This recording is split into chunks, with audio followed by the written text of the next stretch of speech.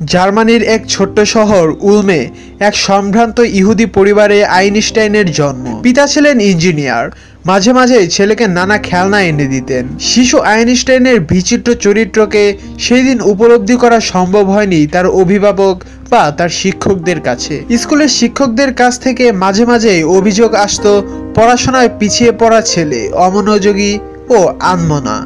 ক্লাসের কেউ তার সঙ্গী ছিল না। সকলের শেষে পিছনের বেঞ্চে গিয়ে বসতেন তিনি।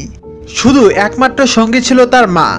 তার কাছে দুনিয়ার শ্রেষ্ঠ শিল্পীদের নানা সুরের গান শুনতেন তিনি, আর বেহালার সেই সুর তুলে নেন তার সারা জীবনের জন্য। বাবাকে বড় একটা কাছে পেতেন না আইনস্টাইন। নিজের কারখানা নিয়ে ব্যস্ত থাকতেন তিনি। আনন্দেই কাটছিল আইনস্টাইনের জীবন। সেই আনন্দে ভরা দিনগুলোর মাঝে হঠাৎ কালো ঘনিয়ে এলো। সেই শৈশবেই আইনস্টাইন প্রথম অনুভব করলেন জীবনের তিক্ত স্বাদ। তারা ছিলেন ইহুদি, কিন্তু স্কুলে ক্যাথলিক ধর্মের নিয়মকানুন মেনে চলতে হতো। স্কুলের সমস্ত পরিবেশটাই বিষাদ হয়ে যায় তার কাছে। দর্শনের বই তাকে সবচেয়ে বেশি মুগ্ধ করত। 15 বছর বয়সেই তিনি কান্ট, স্পিনোজা, ইউক্লিড, নিউটনের রচনা পড়ে শেষ করে ফেললেন। অবসর সময়ে বেহালার, বিটোফোন, মোৎসার্টের সুর তুলতেন। এরাই ছিল তার জীবন সঙ্গী, তার জগৎ। এই সময় বাবার ব্যবসায়ে মন্দা দেখা দিল। তিনি স্থির করলেন মিউনিক ছেড়ে মিলানে চলে যাবেন, তাতে যদি ভাগ্যের পরিবর্তন হয়। সকলে মিউনিক ত্যাগ করলো, শুধু সেখানে একা রয়ে গেলেন আইনস্টাইন। সুইজারল্যান্ডের একটি পলিটেকনিক স্কুলে ভর্তি হলেন। প্রথমবার তিনি পরীক্ষায় উত্তীর্ণ হতে পারলেন না। দ্বিতীয়বারের চেষ্টায় পরীক্ষায় পাশ করলেন। বাড়ির আর্থিক অবস্থা ক্রমশই খারাপ হয়ে আসছে। আইনস্টাইন অনুভব করলেন সংসারের দায়িত্ব তাকেই গ্রহণ করতে হবে। শিক্ষকতার বৃত্তি গ্রহণ করার জন্য তিনি পদার্থবিদ্যা ও গণিত নিয়ে পড়াশোনা আরম্ভ করলেন। জুরিখ বিশ্ববিদ্যালয় থেকে স্নাতক হয়ে শিক্ষকতার জন্য বিভিন্ন স্কুলে দরখাস্ত করতে আরম্ভ করলেন। অনেকের চেয়েই শিক্ষাগত যোগ্যতা তার বেশি ছিল, কিন্তু কোথাও চাকরি পেলেন না, কারণ তার অপরাধ তিনি ইহুদি। নিরুপায় আইনস্টাইন খরচ চালানোর প্রয়োজনে বাড়ি বাড়ি গিয়ে ছাত্র পড়াতে আরম্ভ করলেন। এই সময় আইনস্টাইন তার স্কুলের সহপাঠিনী মিলেভা মারেককে বিয়ে করলেন। তখন তার বয়স মাত্র 22 বছর। মিলেনা শুধু আইনস্টাইনের স্ত্রী ছিলেন না, প্রকৃত অর্থেই তার জীবন সঙ্গী ছিলেন। আইনস্টাইন বুঝতে পারলেন শিক্ষকতার কাজ পাওয়া তার পক্ষে সম্ভব নয়। একটি অফিসে ক্লার্কের চাকরি নিলেন। কাজের ফাঁকে ফাঁকে নিজের খাতার পাতায় সমাধান করতেন অঙ্কের জটিল তত্ত্ব। স্বপ্ন দেখতেন পৃথিবীর দুর্গেয় রহস্য ভেদ করার। তার এই গোপন সাধনার কথা শুধু মিলেভাকে বলেছিলেন। তিনি বলেছিলেন, আমি এই বিশ্ব প্রকৃতির স্থান ও সময় নিয়ে গবেষণা করছি। আইনস্টাইনের এই গবেষণায় ছিল না কোনো ল্যাবরেটরি, ছিল না কোনো যন্ত্রপাতি। তার একমাত্র অবলম্বন ছিল খাতা কলম আর তার অসাধারণ চিন্তা শক্তি। অবশেষে শেষ হলো তার গবেষণা। তখন তার বয়স মাত্র 26 বছর। একদিন 30 পাতার একটি প্রবন্ধ নিয়ে হাজির হলেন বার্লিনের বিখ্যাত বৈজ্ঞানিক পত্রিকার অফিসে। এই পত্রিকায় 1901 থেকে 1907 পর্যন্ত আইনস্টাইন 5টি রচনা প্রকাশ করলেন। এসব রচনায় প্রচলিত বিষয়কে নতুনভাবে ব্যাখ্যা করা হয়েছে। এতে আইনস্টাইনের নাম বিজ্ঞানী মহলে ছড়িয়ে পড়ল, কিন্তু আর্থিক সমস্যার কোনো সুরাহা হলো না। নিতান্ত বাধ্য হয়ে বাড়িতে ছাত্র পড়ানোর কাজ নিলেন। একদিকে অফিসের কাজ, অন্যদিকে বৈজ্ঞানিক গবেষণা। অবশেষে 1905 সালে প্রকাশিত হলো তার 4টি রচনা। প্রথমটি আলোর গঠন ও শক্তি সম্পর্কে, দ্বিতীয়টি অ্যাটমের আকৃতি এবং প্রকৃতির সম্পর্কে, তৃতীয়টি ব্রাউনিয়ান মুভমেন্টের ক্রমবিশেষের তত্ত্ব এবং চতুর্থটি তার বিখ্যাত আপেক্ষিকতার তত্ত্ব, যা বিজ্ঞানের জগতে এক নতুন দিগন্ত উদ্ভাসিত করল। এ আপেক্ষিকতা বলতে বোঝায় কোনো বস্তুর সঙ্গে সম্বন্ধ বা অন্য কিছুর তুলনা। আইনস্টাইন বললেন, আমরা যখন কোনো সময় বা স্থান পরিমাপ করি, তখন আমাদের অন্য কিছুর সঙ্গে তুলনা করতে হবে। তিনি বলেছেন, আলোক, বিশ্বজগৎ, কাল এবং মাত্রা আপেক্ষিক। আমাদের মহাবিশ্বে একটি মাত্র গতি আছে যা আপেক্ষিক নয়। অন্য কোনো গতির সঙ্গে এর তুলনা হয় না। এই গতি হচ্ছে আলোর গতি। এই গতি কখনোই পরিবর্তন হয় না। এই সময় জুরিখ বিশ্ববিদ্যালয় থেকে আমন্ত্রণ জানানো হলো আইনস্টাইনকে অধ্যাপক হিসেবে যোগ দেওয়ার জন্য। 1907 সালে তিনি জুরিখ বিশ্ববিদ্যালয়ের সাধারণ অধ্যাপক হিসেবে নিযুক্ত হলেন। এরই সাথে প্যাটেন্ট অফিসের চাকরিও করেন। বিজ্ঞান জগতে ক্রমশই আইনস্টাইনের নাম ছড়িয়ে পড়ছিল। বিজ্ঞানী কেলভিনের জন্মবার্ষিকী উপলক্ষে জেনেভা বিশ্ববিদ্যালয় থেকে আইনস্টাইনকে আমন্ত্রণ জানানো হলো। এখানে তাকে অনারারি ডক্টরেট উপাধি দেওয়া হলো। এরপর তার ডাক এলো জার্মানির সালজবার্গ কনফারেন্স থেকে।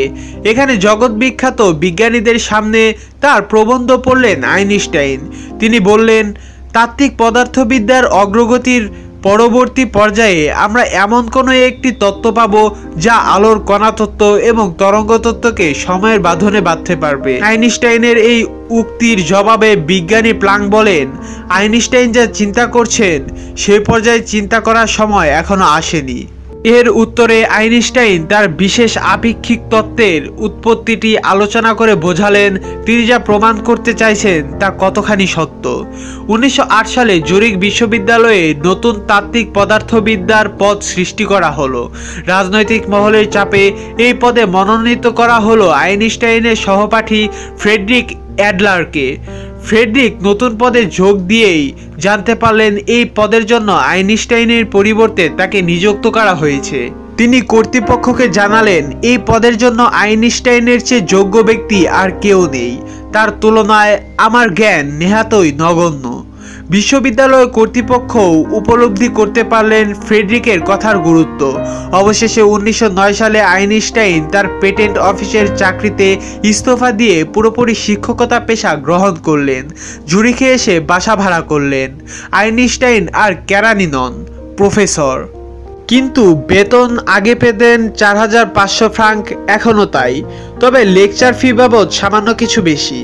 বিশ্ববিদ্যালয়ের অধ্যাপনার সুযোগে বহু মানুষের সাথে, গুণী বিজ্ঞানীদের সাথে পরিচয় হয়। এমন সময় ডাক এলো জার্মানির প্রাগ থেকে। জার্মানির বিশ্ববিদ্যালয়ে পদার্থবিদ্যার অধ্যাপক হিসেবে তাকে নিয়োগপত্র দেওয়া হলো। মাইনে আগের চেয়ে বেশি। তাছাড়া প্রাগে গবেষণার জন্য পাবেন বিশাল লাইব্রেরি। 1911 সালে সপরিবারে প্রাগে এলেন আইনস্টাইন। কয়েক মাস আগে তার দ্বিতীয় পুত্রের জন্ম হয়েছে। অবশেষে দীর্ঘ আকাঙ্ক্ষিত জুরিখের বিশ্ববিদ্যালয় থেকে ডাক এলো আইনস্টাইনের। 1912 সালে প্রাগ ত্যাগ করে এলেন জুরিখে। এখানে তখন ছুটি কাটাতে এসেছিলেন মাদাম কুরি, সঙ্গে 2 কন্যা। 2 বিজ্ঞানীর মধ্যে গড়ে উঠল মধুর বন্ধুত্ব। পাহাড়ি পথ ধরে যেতে যেতে মাদাম কুরি ব্যাখ্যা করেন তেজস্ক্রিয়তা, আর আইনস্টাইন বলেন তার আপেক্ষিকতার তত্ত্ব। একদিন নিজের তত্ত্বের কথা বলতে বলতে এত তন্ময় হয়ে পড়েছিলেন যে সে পাথরের ধারে গর্তের মধ্যে গড়িয়ে পড়লেন। তাই দেখে মাদাম কুরির 2 মেয়ে হাসিতে ফেটে পড়ল। গর্ত থেকে উঠে তাদের সঙ্গে আইনস্টাইনও হাসিতে যোগ দিলেন। সেই সময় জার্মানিতে কাইজারের পৃষ্ঠপোষকতায় বার্লিন শহরে গড়ে উঠেছে কাইজার তিলহেলম ইনস্টিটিউট। বিজ্ঞানের এত বড় গবেষণাগার পৃথিবীর আর কোথাও নেই। এখানে যোগ দিয়েছেন প্লাঙ্ক, নারস্টন, হারের আরও সব বড় বড় বিখ্যাত বিজ্ঞানীরা। কিন্তু আইনস্টাইন না থাকলে যে অসম্পূর্ণ থেকে যাবে সবকিছু, তাই তাকে আমন্ত্রণ জানানো হলো। বার্লিনে এলেন আইনস্টাইন। সবকিছু দেখে মুগ্ধ হলেন তিনি। শুধু গবেষণাগার নয়, বহু বিজ্ঞানীকেও কাছে পাওয়া যাবে, একসাথে কাজ করা যাবে। তাকে মাইনে দেয়া হলো বর্তমান মাইনের দ্বিগুণ। 1914 সালে বার্লিনে এলেন আইনস্টাইন। যখন আইনস্টাইন বার্লিন ছেড়েছিলেন তখন তিনি 15 বছরের কিশোর। দীর্ঘ 20 বছর পর ফিরে এলেন নিজের শহরে। চেনা জানা পরিচিত মানুষদের সাথে দেখা হলো। সবচেয়ে ভালো লাগলো দূরসম্পর্কিত বোন কাছে ফিরে এসেছে। এলসার সান্নিধ্য বরাবরই মুগ্ধ করত আইনস্টাইনকে।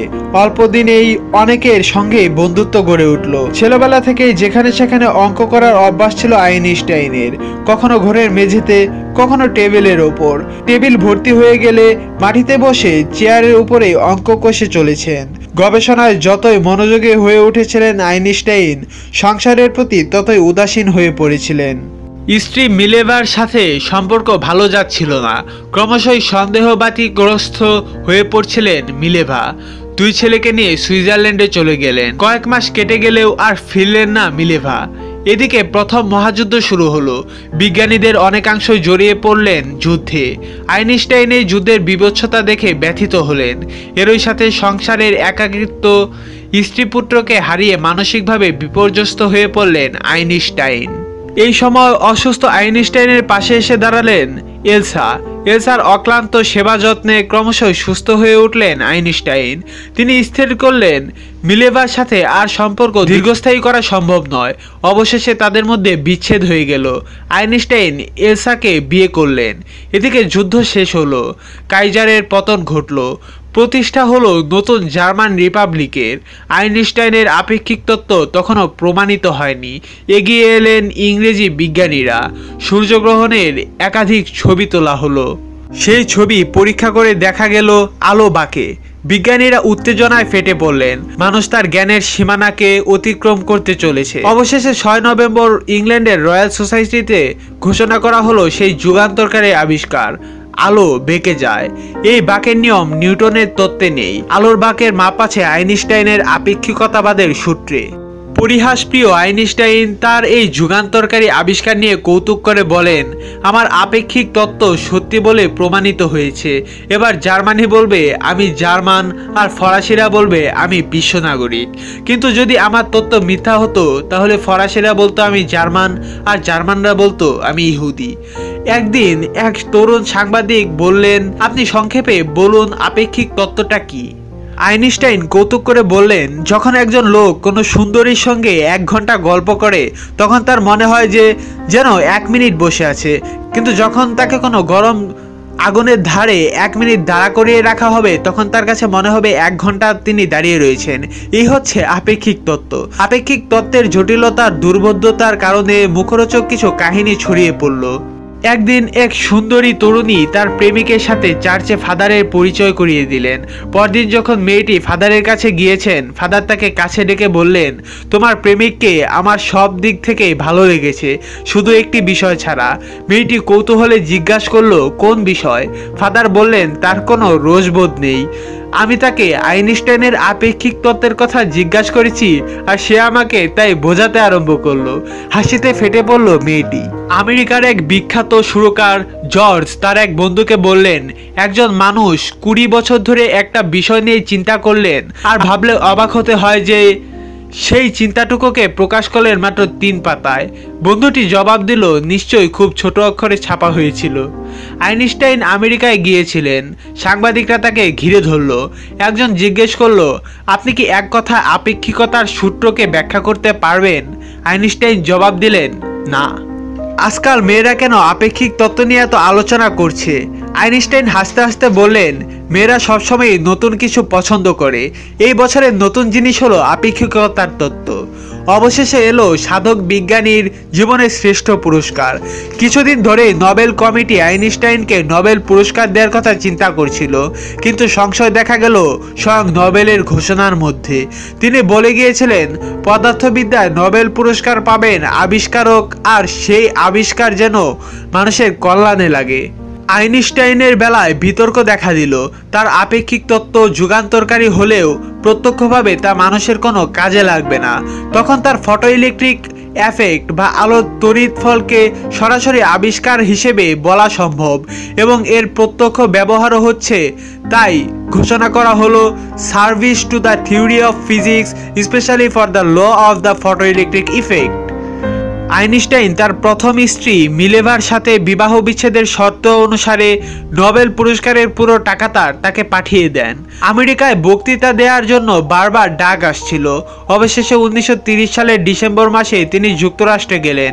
সেখানে অভূতপূর্ণ সম্মান পেলেন। শুধু আমেরিকা নয়, যখন যে দেশে যান সেখানেই পান সম্মান আর ভালোবাসা। এদিকে স্বদেশ জার্মানি ক্রমশ আইনস্টাইনের কাছে পরবাস হয়ে উঠেছিল। একদিকে তার সাফল্য স্বীকৃতিকে কিছু বিজ্ঞানী ঈর্ষার দৃষ্টিতে দেখতে থাকে, অন্যদিকে হিটলারের আবির্ভাবে দেশ জুড়ে এক জাতীয়তাবাদের নেশায় মত্ত হয়ে ওঠে একদল মানুষ। ইহুদিরা ক্রমশই ঘৃণিত দ্বিতীয় শ্রেণীর নাগরিক হিসেবে পরিণত হতে থাকে। আইনস্টাইন বুঝতে পারলেন জার্মানিতে থাকা তার পক্ষে মোটেই নিরাপদ নয়, কিন্তু কোথায় যাবেন? আহ্বান আসে নানা দেশ থেকে। অবশেষে স্থির করলেন আমেরিকার পৃষ্ঠানে যাবেন তিনি। আসলে আইনস্টাইনের মতো একজন বড় এবং স্বনামধন্য বিজ্ঞানীর এবং যুগান্তরকারী আবিষ্কারকের জীবনী এত কম টাইমে বলে শেষ করা যাবে না। তাই এই ভিডিওটি আজকের মতো এখানেই শেষ করছি। ভিডিওটির সেকেন্ড পার্ট অবশ্যই আপনাদের জন্য আনবো এবং সেখানে এর পরবর্তীতে আইনস্টাইনের জীবনে কি কি পরিবর্তন এসেছিল তা সম্পর্কে আলোচনা করা হবে এবং সেই ভিডিওটি আপনারা এই ভিডিওর ডেসক্রিপশনে পেতে পারবেন। বন্ধুরা, ভিডিওটি ভালো লেগে থাকলে লাইক দিন, শেয়ার করুন আপনার কাছের বন্ধুদের সাথে এবং নতুন ভিউয়ার হয়ে থাকলে টিপস ফর ইউ চ্যানেলটিকে সাবস্ক্রাইব করে সাবস্ক্রাইবের পাশে থাকা নোটিফিকেশন বেল আইকনটিকে অন করে রাখার কথা ভুলবেন না। ধন্যবাদ।